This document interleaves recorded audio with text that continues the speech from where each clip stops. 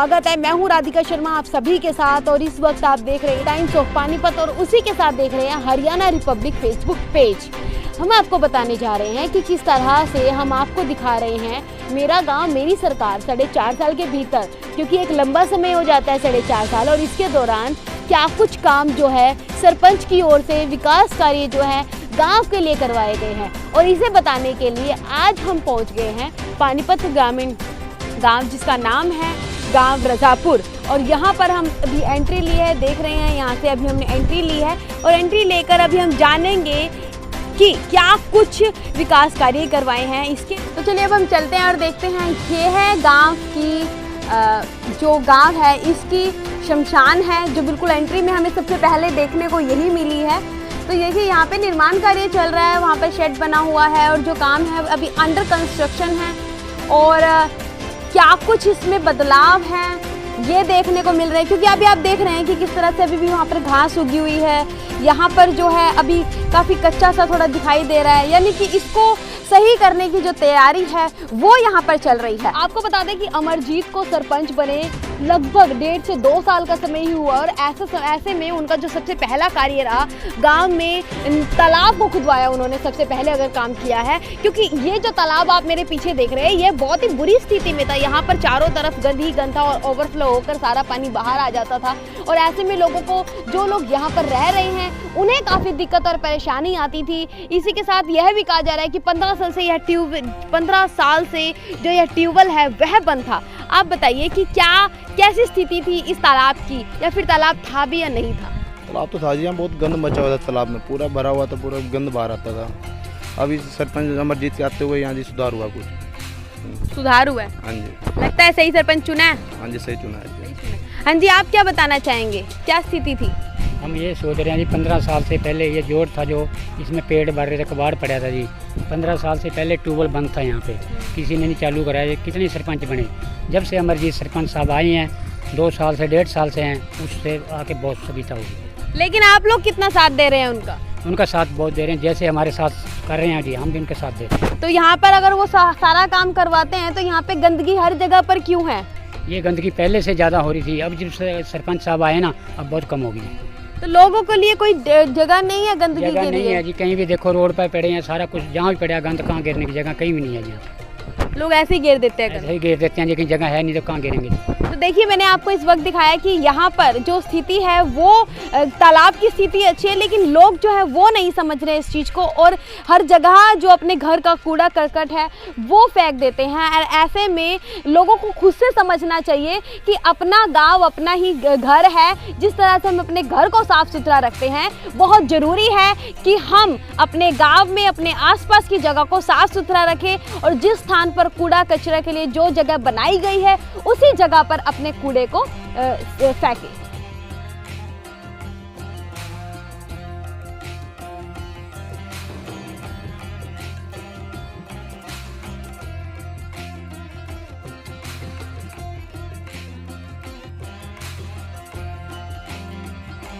जिस तरीके से दिखाया, पूरी की पूरी जो सड़क, हम जहाँ भी जा रहे हैं दोनों तरफ जो गंदगी के ढेर है वो लगे हुए हैं गांव के। हालांकि अभी दिखा हमने ये सफाई कर रहे हैं, लेकिन इसके बावजूद भी गांव में जो गंदगी है वो बहुत ज़्यादा देखने को मिल रही है। यहाँ पे गांव के जो लोग हैं ये भी मेरे साथ मौजूद हैं। क्या कुछ सरपंच ने इस बार करवाया है? सरपंच तो जी देखो जो काम है वो कर ही रहे हैं, विकास कर रहे के ऊपर से जैसे कोई सरपंच के पास ग्रांट आएंगे तभी वो काम करेंगे। वैसे लेकिन ये गंदगी कौन मचाता है? नॉर्मली देखो जी, ये घरों में हमारे बच्चे बीमार हो जाते हैं, सड़क के ऊपर ही गंदगी पड़ी है। तो ये गंद उठाएगा कौन? CMO साहब को भी एप्लीकेशन लगा चुके हैं हम इसके बारे में। नहीं, मेरा ये मतलब है कि इस गंद को मचाता कौन है और उठाना किसको चाहिए? ये तो देखो जी, सफाई कर्मचारी भी यहाँ कई बार गंद डाल देते। आप अपने घर के बाहर किसी को गंद फेंकने देंगी? नहीं फेंकने देंगे, गाड़ी देती है गंदी गंदी, हमारे सामने खड़ी हो जाए। मानती नहीं है लेडीज? नहीं मानती नहीं है। तो ये अभी हमारे साथ यहाँ के स्वीपर है, वो भी यहाँ पर यहीं पर हैं। हाँ जी, आपके होते हुए यहाँ पर जो गांव है इसमें गंदगी बहुत है जी। मानते नहीं है जी, गांव वाले मानते नहीं है। जैसे मान ले सड़क पे देख लो जी, घर से उठाते हैं तो यहाँ पे डाल देते हैं। अब तक हमने जितनी भी जगह देखी है सब जगह गंदगी के ढेर बने हैं। गंदगी का कोई एक पॉइंट नहीं बना हुआ क्या? नहीं, कहीं नहीं है एक पॉइंट। कहीं भी गिराने की जगह नहीं है। हाँ जी, आप ये बताइए कि क्या कहना चाह रहे हैं आप? मैं ये कहना चाह रहा हूँ जी, ये मंदिर से परले गांव का उठा के उधर से और यहाँ पे आके ये रास्ते में डालते हैं। यहाँ मेन रास्ता है आने जाने का। बच्चे वो थोड़े बारिश आते तो पूरा रास्ता खराब हो जाता है, बाइक गिर जाती है, चोटें लगी है एक दो को। इनको बोला हमने कि आप थोड़ा आगे डाल दिया करो, ये कहते हैं भाई हम कहाँ डालें। मना करने से भी एक दो बार बोला है, लेकिन आप ये देखो ना स्कूल के पास से कूड़ा उठा के और यहाँ डालना है। ठीक है, ये इतनी दूर लंबाई बहुत ज्यादा बोल रहे हैं, ये ठीक है। तो स्कूल के पास नहीं उठा रहे हम, ठीक है। तो यहाँ से मंदिर के सामने, ठीक है, वीडियो के सामने, ठीक है। तो वीडियो यहाँ मंदिर के सामने से उठा के हम यहाँ फेंकता हूँ और वहाँ से जी पब्लिक, मान ले पब्लिक डालती है, उनको रोक सकते क्या? ये उनको भी तो रोक सकते हैं। ये दो बंदे को कैसे रोक सकते हैं? आप मुझे ये बताइए कि हर जगह एक, सुनिए, आप मुझे ये बताइए, आप ये बताइए, एक बारी बात सुनिए, आप ये बताइए कि जिस तरीके से हर जगह एक पॉइंट होना चाहिए, क्या आप लोगों को वो पॉइंट नहीं मिला? नहीं है जी, कहीं नहीं है, कहीं है, कहीं नहीं है। क्यों नहीं मिला हुआ पॉइंट? जगह नहीं है जी, कहीं जगह नहीं है गिरने की। रास्ते में तो ना डाले ना मैडम, रास्ते में तो ना डाले। चलिए देखिए, इनका जो विवाद है वो जारी रहेगा जब तक इनका निपटारा नहीं होता। निवेदन करते हैं, हाथ जोड़ के निवेदन करते हैं हम कि यहाँ रास्ते मत डाले और कहीं भी डाले। हमारी इनसे अपील हाथ जोड़ के, और आपके चैनल से भी बहुत ज्यादा अपील करते हैं भाई यहाँ मत डालें। हम इनसे कोई झगड़ा नहीं करते।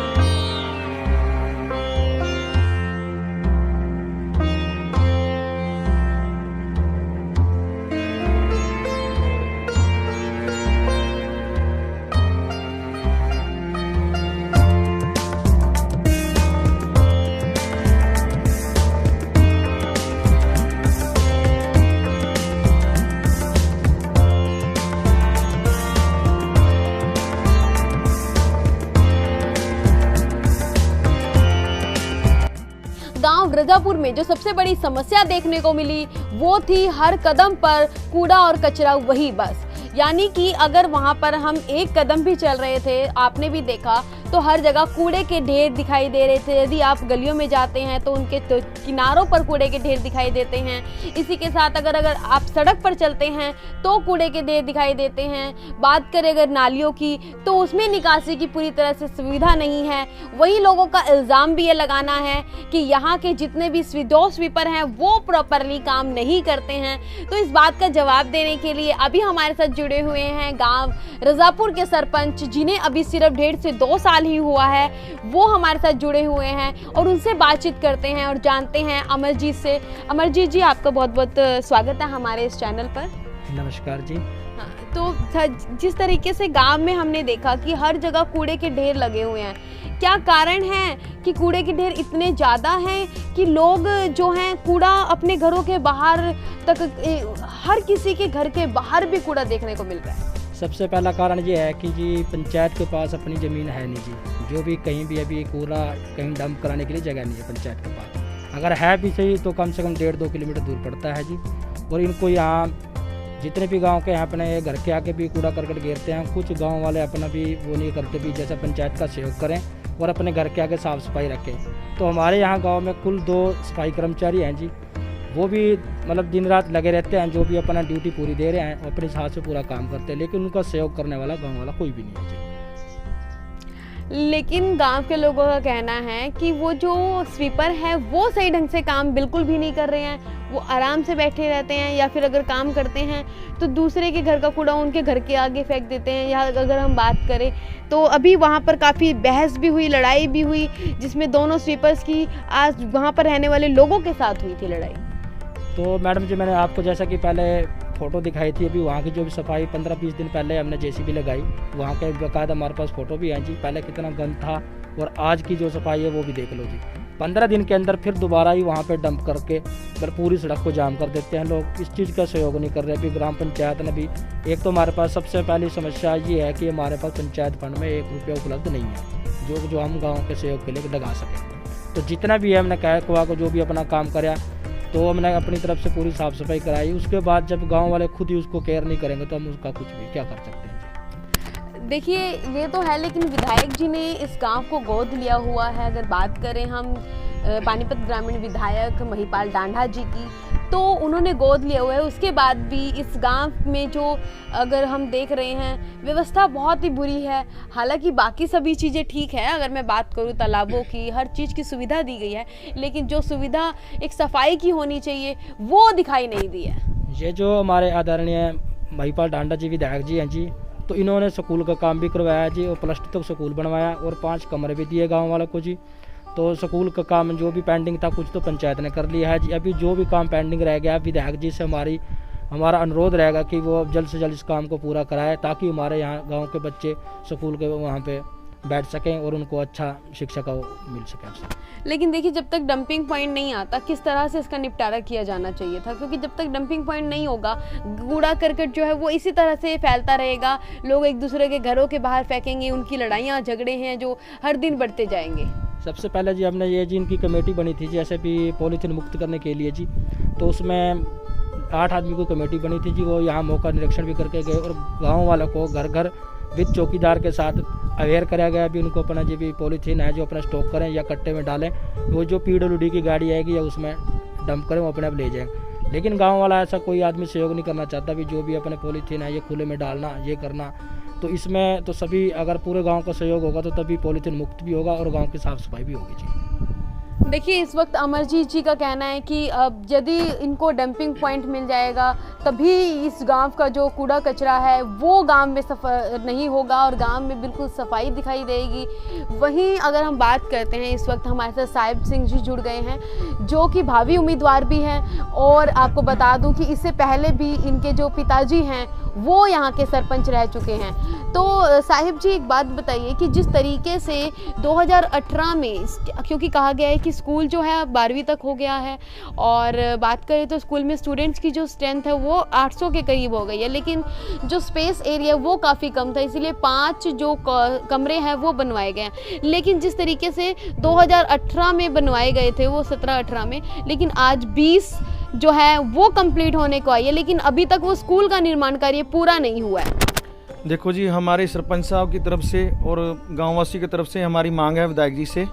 मैं कहना चाहूँगा कि इस काम को पेंडिंग पड़े हुए को काफ़ी दिन हो चुके हैं, हमारा सहयोग दें, जो भी ग्रांट वगैरह दें, इसका काम कंप्लीट बिल्डिंग का 4 दीवारी का जो भी है करवाया जाए, ताकि बच्चों को पढ़ाई करने के लिए बैठने के लिए कोई दिक्कत ना महसूस हो। और भी जो पेंडिंग काम है गांव के, वही मान लो विधायक जी से अनुरोध करूंगा अभी करवाएं, बल्कि हमारे सरपंच साहब के तहत जाए ग्रांट देकर। लेकिन आपके विचार में क्या कुछ किया जाना चाहिए जब तक गवर्नमेंट की ओर से कोई जगह अलॉट नहीं की जाती डंपिंग पॉइंट के लिए? इसका क्या निपटारा किया जाना चाहिए?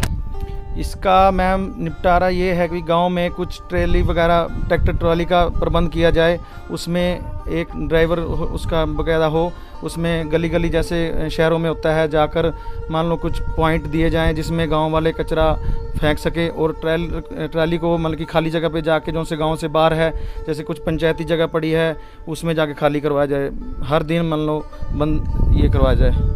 तो इसका ये होना चाहिए। तो वही हम सरपंच जी से बात करते हैं, क्या इससे पहले ये आइडिया आप लोगों के मन में आया? बिल्कुल आइडिया आया जी, इसका जी हमने प्रस्ताव भी करके दिया था ADC ऑफिस में जी, और ट्रैक्टर ट्राली के में डिमांड भी कर रखी है जी।